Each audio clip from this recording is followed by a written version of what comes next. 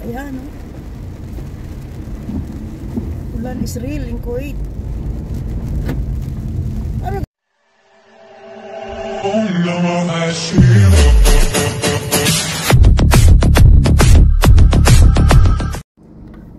Hello mga ka-amers. Ayan, welcome back to my YouTube channel.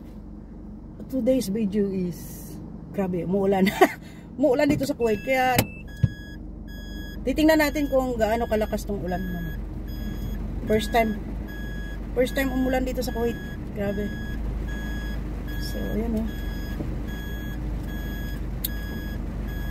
Well, anyway, magkukwentuhan tayo habang ako'y bumabiyahe sa ulan.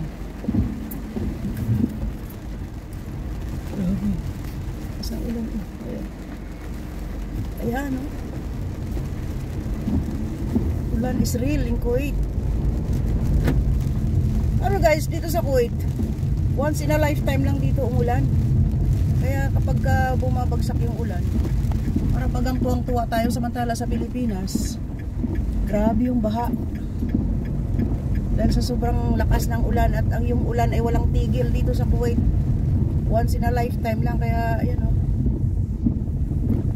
Kaya mga tao dito enjoy na enjoy. Pagka nag-i-enjoy sila pag may ulan.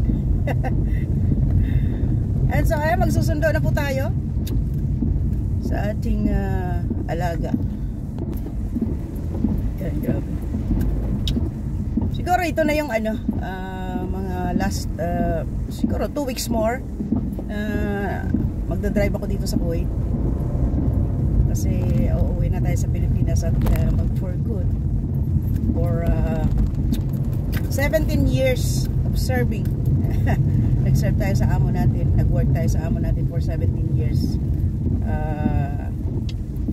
Siguro ano, deserve ko naman na mag for good para naman para sa sarili ko. Ayan, parang na habang medyo bata pa tayo, makapag for good tayo sa Pilipinas at ma-enjoy naman natin yung sarili natin, no? Hindi lang puro sa pamilya. Ayan.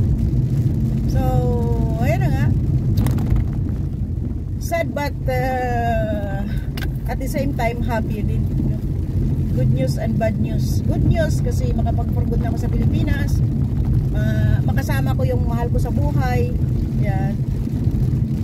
Pero ang bad news is siyempre nakakalungkot dahil siyempre kahit papaano, no, na-touch ka na sa family ng amo mo, lalo na sa alaga mo, sa dalawang alaga ko na talagang ako nagpalaki po sa kanila. Kasi dumating po ako sa kanila is 4 months old pa lang yung panganay.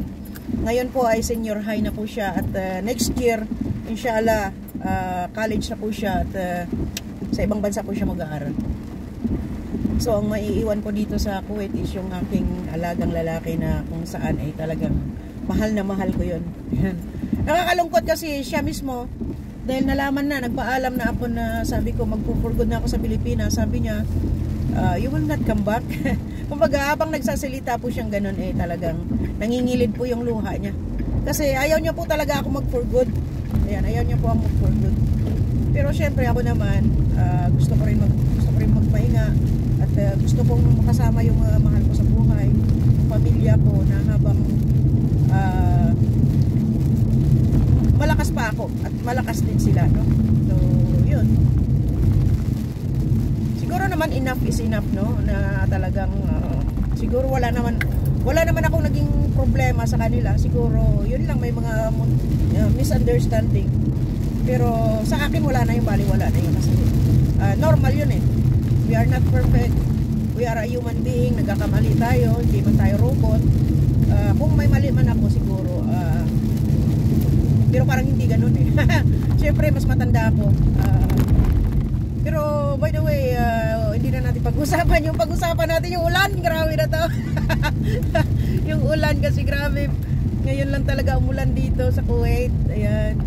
Pero syempre sinabi ko na po at ako yung mag-for good na po sa Pilipinas. Ayan. So enjoy na rin natin kasi almost grabe. Almost 17 years po ako dito sa Kuwait at before ako nag-Kuwait ibang bansa rin po ako, nag-Qatar po ako, ay nag-Taiwan po ako, then nag-Qatar. Ayan. Baga kumbaga naikot ko na Abu Dhabi, Dubai, napunta na po natin yan, Jordan. Ayan, tumagal din po ako sa Jordan na, kasi kahit sa isang amo kasi ano po siya, travel. Kumbaga nalipat-lipat ng tirahan, no? Yung destino ng amo, yung trabaho ng amo ko. Kaya nakapunta na rin ako ng Jordan, Dubai, Abu Dhabi. Ayan. Kumbaga na ka rin yung Middle East, yung Gulf country, parang napuntahan ko na lahat. Saudi, Bahrain, Egypt, ayan. Even sa part ng Asia, Thailand, ayan, grabe. Kumbaga napuntahan na po natin.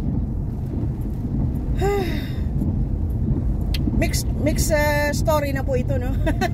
From sa ulan at napunta tayo sa work ko. Pero hindi po basta-basta yung trabaho ko dito kasi bihira ka po na makatagpo ng tulad ko. Hindi ko naman tinataas yung sarili kong bangko, no? Pero sa isang amo, napakaswerte na ng amo na magkaroon sila ng katulong at the same time driver pa, di ba? So basta basta yun na yun. Siyempre magpupulgod na tayo sa Pilipinas.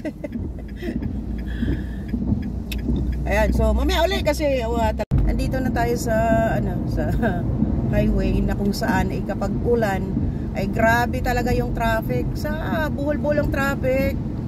Ayan, ano ba to? Nag-i-enjoy ba to yung mga sasakyan dito sa ayan, oh. Grabe, oh.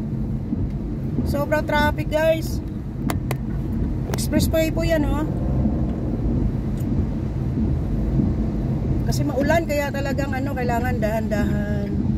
Hindi pwede dito pabilisan kasi madulas ang daan. Yan yung dulot ng ulan dito sa Kuwait, pero kasi bihira lang umuulan po dito.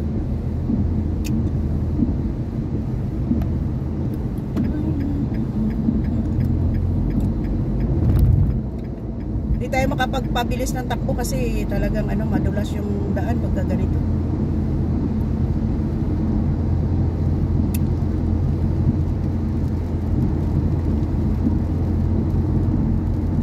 Yan po yung ulan dito sa Kuwait. Yan. Hindi naman masyadong malakas pa.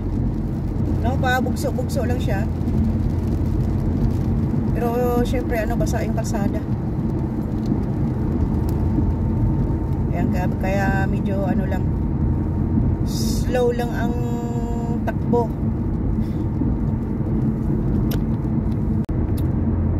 Tignan nyo po dito sa dulo, wala namang ulan.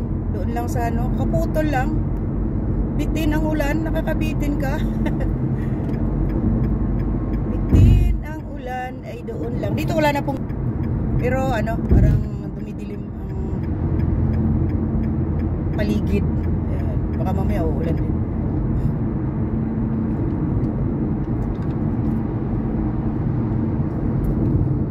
So dahil mga road under construction dito, iiwas tayo.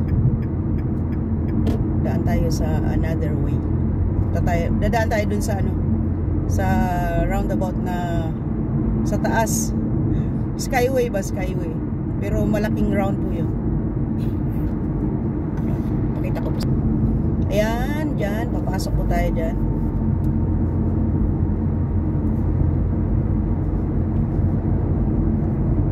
Ayan, kita nyo po. Grabe, medyo madilim, no? Paggaling ko sa bahay, ulan. Pagdating dito sa kalagitnaan, wala na yung ulan. Yan, so dito tayo papasok. Ayan, may nag-overtake po sa akin. Ayan, sige, mauna ka na. Nagmamadali ka eh. Yan, dyan tayo dadaan.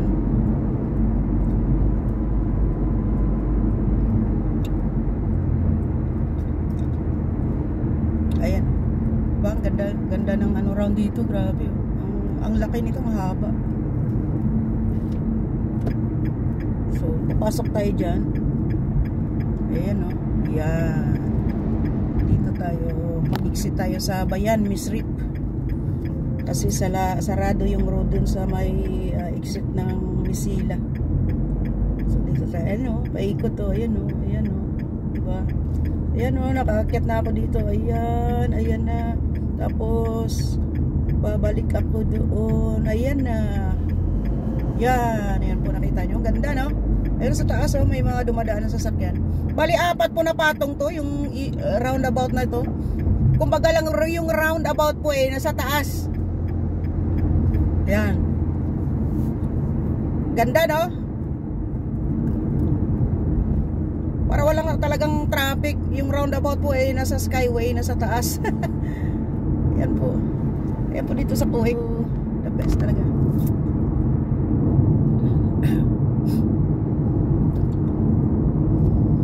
Ang ulan, pumapatak ang ulan. Pero siyempre po, yan, tuloy natin yung pag-uusap natin about sa the work ko dito sa Kuwait, sa pagdadrive ko for how many years na? Years pa ako nag-drive. Nag-start po kasi ako nag-drive is 2016. I think 2016 or 2015, parang ganun. Tama, 2016. So 2016 now is 2024. So 8 years. 8 years pa ako nagda-drive dito sa Kuwait. So at least na-enjoy ko yan. At natuto din. Kumbaga dito ako nahasa sa pagda-drive.